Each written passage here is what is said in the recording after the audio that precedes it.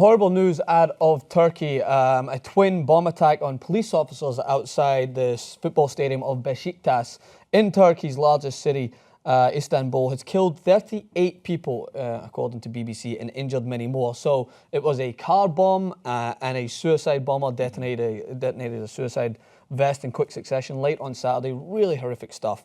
So here's a quote from the BBC, first of all, to kind of give you a breakdown. So Deputy Prime Minister Numan Kurtulmus told CNN Turk News Channel that arrows point to the Kurdistan Workers' Party, PKK.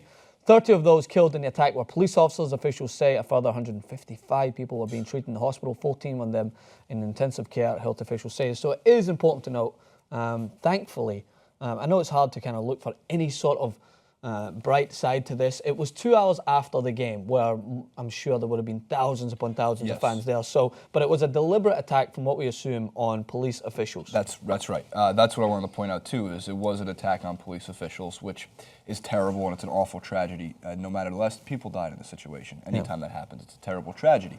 On top of that, it's worth noting, and I'm going to steal your note here because I know it's on the bottom here. This crosses over into the sports world because it happened at right outside Besiktas Stadium.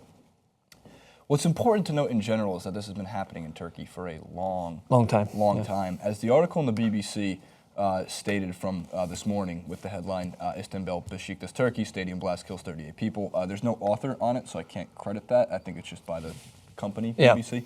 20th of August, bomb attack on a wedding party. 30th of July, 35 Kurdish fighters who try to storm military base are killed by the Turkish army. 28th of June, a gun and bomb attack on Ataturk Airport in Istanbul kills 41 people. 13th of March, 37 people are killed by Kurdish militants. The 17th of February, 28 people die in an attack. This is every other month. Yeah, it's not getting a lot of coverage comparatively. Yeah. And I know because, when I was talking with Hassan Piker, who's obviously Turkish, and Cenk and other people within the company, and at least at TYT, it's a lot of it is because it's Turkish on Turkish crimes, Kurdish on Turkish bombings and stuff like that.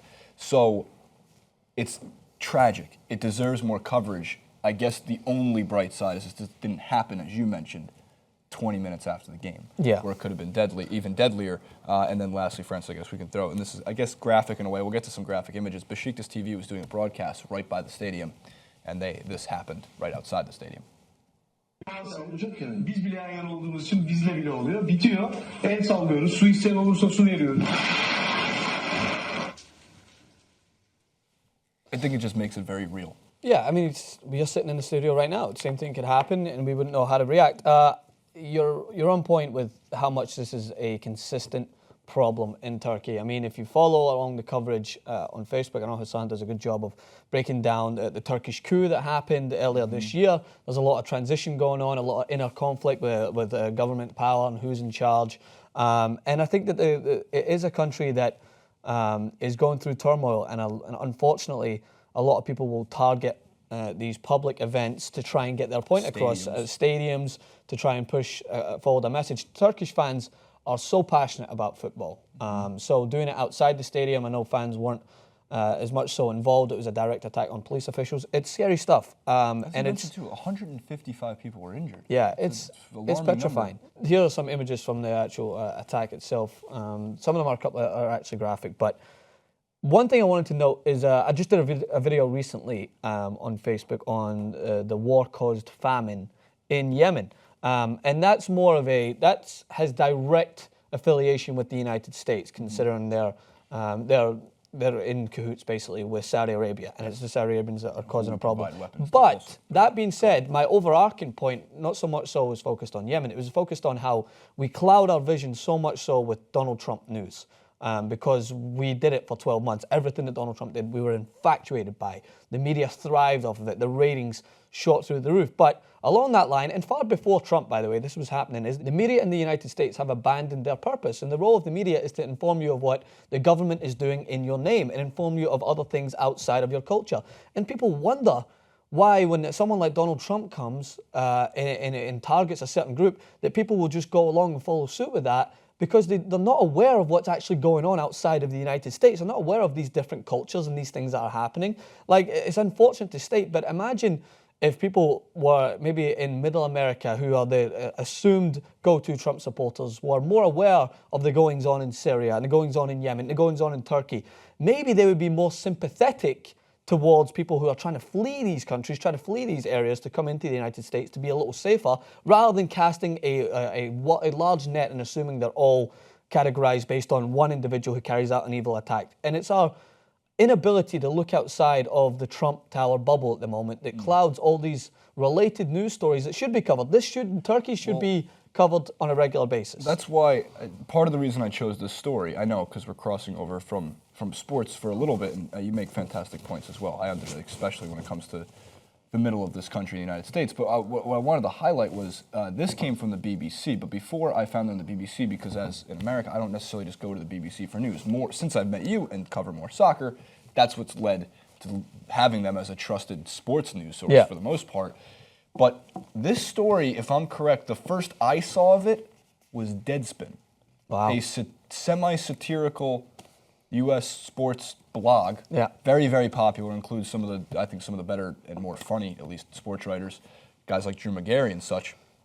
But it came from Deadspin before it came from the L.A. Times, the New York Times, and it highlights that point in which this does cross over to sports because it was a bombing outside of a stadium, which should heighten, of course, security risks in terms of any sporting event for the most part. And it just crushes me because the thing that frustrates me the most is that, and I understand this didn't happen, it happened 2 hours after the game, so it didn't really necessarily hit fans as much as it was targeted towards police.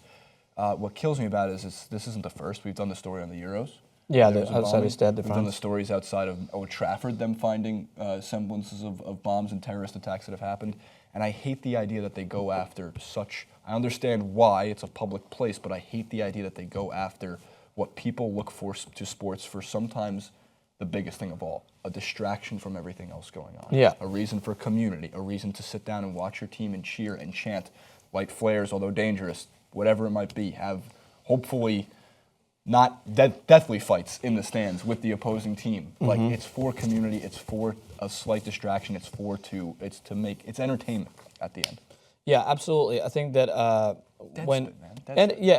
that's what it's unfortunate about it. LA Times, to go back to the last point on the Yemen point, is that there was warnings of starvation back in January, and only in August of this year did CNN break the media blackout for them, after 6-7 months of when it was ongoing. And it's just because I'm not just singling out CNN. Many mainstream news sources do it. And by the way, with the hope that Cenk doesn't see it, and the Young Turks were caught into this very same loop. We watch our playlist, and we got to condemn Trump for everything he does and all that, but there's a lot more world news out there that unfortunately gets pushed down the rundown for even us because everyone's infatuated with what's going on inside the US and Donald Trump, and that doesn't mean that you get away from that, but it doesn't mean that you ignore outside news, because the more you're educated on what's going on around the world, the more you have empathy towards different cultures. The point of the press, if you want your very quick before we go history lesson, the entire establishment of the printing press, like newspapers, was to keep the government in check. Yes. And we have fallen so far by the wayside to that because it doesn't sell. It's boring. And a lot of people find it boring. And unfortunately, money creates a lot of problems for any company to survive. And in the end, the media is a company. Yes. So if you're coming in here expecting the sports news, which we're going to give you, I feel like this is an important story. And these things unfortunately go on. And we send our thoughts and regards to Turkey during this time of turmoil. But let us know what you guys think in the comments, as always. Love to interact with you guys on Twitter as well. Francis_Maxwell, Jason Rubin 91. On Instagram, Francis Maxwell, host Jason Rubin 91. And we will see you guys very soon for hopefully some more lighter stories.